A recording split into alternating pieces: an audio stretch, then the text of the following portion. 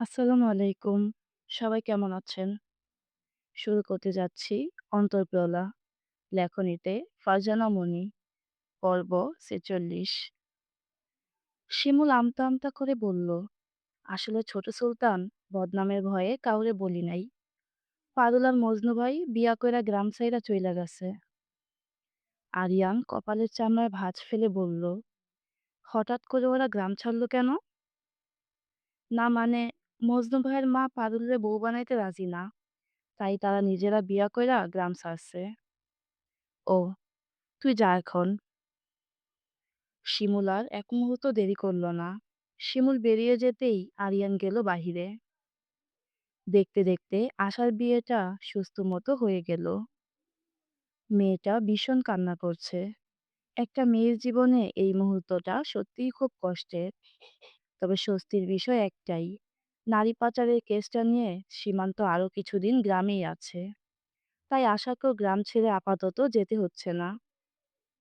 সীমান্তের আব্বা আম্মা সহ আত্মীয় স্বজনরা আগামীকালকেই শহরে ফিরে যাবে, আর তারা দুইজন থেকে যাবে বাগানবাড়িতে। গ্রাম জুড়ে এত আতঙ্কের মাঝেও বিয়ে সম্পন্ন করে সুষ্ঠু মতো আশাকে বিদায় দেওয়া হলো। আরিফ বোনের বিয়ের আগে পিছে না থাকলেও বিয়ে পড়ানোর সময় উপস্থিত ছিল। বিয়ে পড়ানো শেষ হতেই সে আবারও দরজায় খিল দিয়েছে। আরিয়ান ও আকাশ বোনকে তার আপাতত শ্বশুরবাড়ি মানে বাগানবাড়িতে পৌঁছে দিয়ে এলো। সীমান্ত নতুন বধূ ঘরে তুলে রেখেই তদন্তের কাজে বের হয়েছে। নিখোঁজ হওয়া ছেলে মেয়েগুলোর কোনো ক্ষতি হওয়ার আগে আগেই তাদেরকে খুঁজতে হবে। আশা অপরিচিত মানুষদের ভিড়ে চুপচাপ বসে আছে। বাড়িটা তাদের নিজের হলেও আশেপাশের মানুষগুলোকে সে চেনে না। এরা নাকি শহর থেকে এসেছে বিয়ের জন্য। আশার সাথে বাপের বাড়ি থেকে তার নানিও এসেছে, কিন্তু নানি বেশিরভাগ সময় অন্য বয়স্কদের সাথে বসে গল্প করছে। সকল পরিস্থিতি মিলিয়ে মেয়েটা বেশ অস্বস্তি হচ্ছে, সেই সাথে কিছুটা চিন্তিত সে। মির্জাবাড়ি ছেড়ে আসার সময়ও দেখেছে তার বড় মামি সালেহা বেগম মেয়ের জন্য কান্নাকাটি করছেন। তাছাড়া পারুল তো সেই ছোটবেলা থেকে তাদের সাথে আছে। সেই মেয়েটাই বা কোথায় গেল? ওর এত ভাবনার মাঝে হঠাৎ আশার শাশুড়ি এসে আশেপাশে সবাইকে ভিড় কমাতে বলল। মহিলা শহরে হওয়ায় অনেক আধুনিক। আশা কিছুক্ষণ তাকিয়ে রইল শাশুড়ি মায়ের দিকে। সুন্দর করে কুচি দিয়ে শাড়ি পরেছে, চুলগুলো ঘাড়ের কাছে খোপা করা, দুহাতে দুইটা স্বর্ণের চিকন চুড়ি, গলার লকেট সহ স্বর্ণের চেন, কানে ছোট ছোট দুল, সব মিলিয়ে সর্বাঙ্গে আধুনিক ছোঁয়া।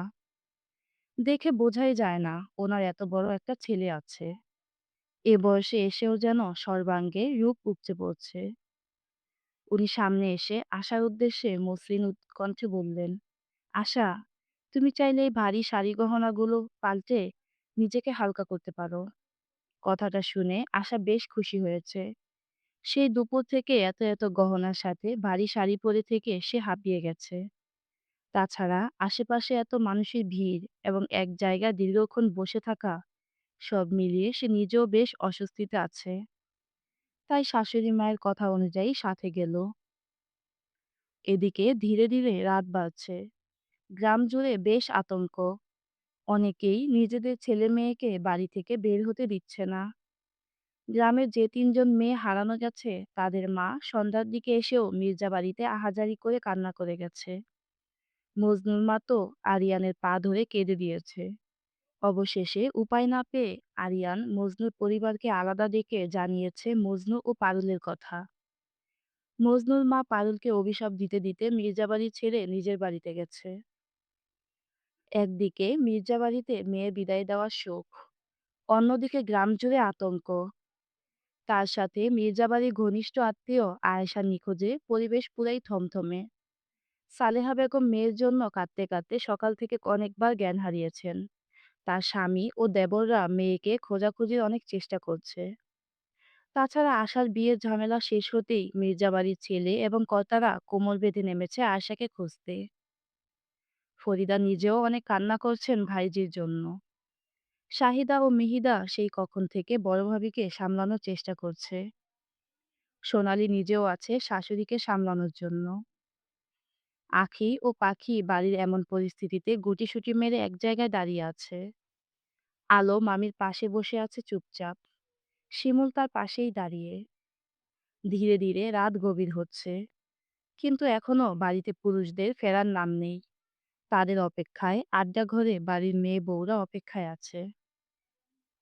অন্যদিকে ফুলে ফুলে সাজানো সুন্দর বিছানায় বসে থেকে ঘুমিয়ে গেছে আশা। সেকেন্ড, মিনিট, ঘন্টা পার হতে হতে রাত ৩টা বেজে এসেছে। কিন্তু বাসর ঘরে এখনো সীমান্ত আসেনি। রাত ১২টার দিকে একটা মেয়ে এসে জানিয়ে গেছে সীমান্ত নাকি কোনো একটা জরুরি কাজে বের হয়েছে, ফিরতে রাত হবে। তারপর থেকে আশা অপেক্ষায় থাকতে থাকতে কখন যে ঘুমিয়ে গেছে সে নিজেও জানে না। দেখতে দেখতে চারদিকে ফজরের আজান পড়ছে। মির্জাবাড়ির মেয়ে বউরা সকলেই ফজরের নামাজ আদায় করতে যার যার ঘরে গেল। ফরিদা নামাজ আদায় করে শুধু সালাম ফিরিয়েছে। এমন সময় আড্ডা ঘরে কারো কান্নার শব্দ পাওয়া যাচ্ছে। সে তাড়াতাড়ি মোনাজাত শেষ করে ঘর থেকে বেরিয়ে এলো। এসেই দেখলো রহিমা আর্তনাদ করে শিমুলকে ডাকছে। শিমুল নিজের ঘর থেকে বেরিয়ে রহিমাকে কাঁদতে দেখে এগিয়ে এসে বলল, কি হয়েছে খালা, তুমি কাঁদতাছো কেন? রহিমা আহাজারি করে বলল, শিমুল রে শিমুল, তাড়াতাড়ি চল মজনুগো বাড়িত। আমাগো মজনুরে কারা জানি মাইরা ফালাইছে। হের লগে পারুলের অবস্থাও ভালা না। এ বাড়ির বেডারা তো সবাই ওইখানেই আছে। কথাটা শোনা মাত্রই শিমুল আল্লাগো বলে একটা চিৎকার করে মাটিতে বসে পড়েছে। আলো ও সোনালি দৌড়ে এসে শিমুলকে ধরল। শিমুল মেঝেতে মাথা ঠুকে আহাজারি করছে। সালেহা বেগম ছুটে এসে রহিমাকে জিজ্ঞেস করল, রহিমা ভাবি, আমার মাইয়ার কোনো খোঁজ পাইছে ওরা? রহিমা শাড়ির আঁচল মুখে চেপে গুমড়ে কেঁদে উঠে বললেন, না গো ভাবি, কারা জানি মজনুরে মাইরা রেল লাইনের পাশের জঙ্গলে ফালাইয়া গেছে। সেই সাথে পারুলও আছে। অতঃপর রহিমা শিমুলের দিকে এক নজর তাকিয়ে আস্তে করে বলল, পারুলের অবস্থাও ভালা না। শয়তানগুলো জুয়ান মাইয়াদার এসিরা খুঁড়া খাইছে। আমি তো এইমাত্র দেইহা এলাম, মনোয়ারায় পারুলরে তার নিজের একটা জামা পরাইয়া দিছে। মাইয়া শাড়ির তো কোনো খোঁজ খবর নাই। পাগলের মতো মজনুগো বাড়ির উঠানে মাটিতে বইসা রইছে। মিনিট কয়েকের মাথায় শিমুল বসা থেকে উঠে দৌড়ে গেল মজনুদের বাড়ির দিকে। ওর পিছু পিছু ছুটলো অনেকেই।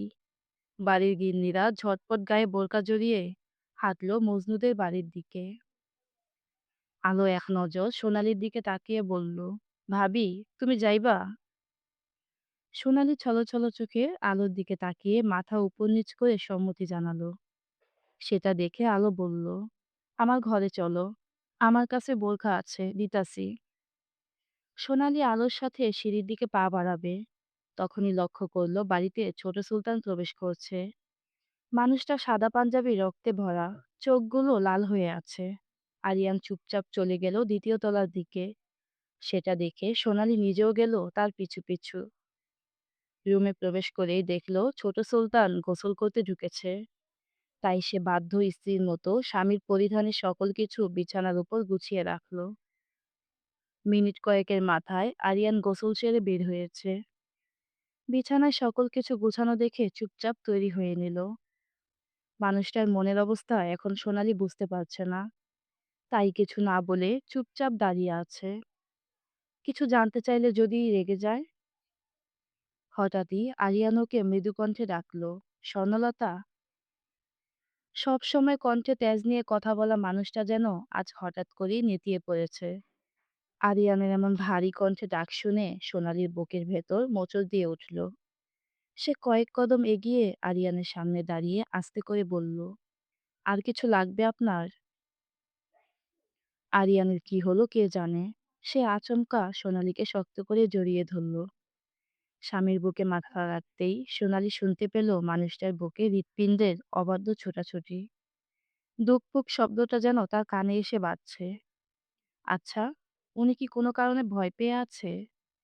কি এমন মূল্যবান জিনিস যেটার কারণে সুলতান আরিয়ান মির্জা ভয় পাচ্ছে?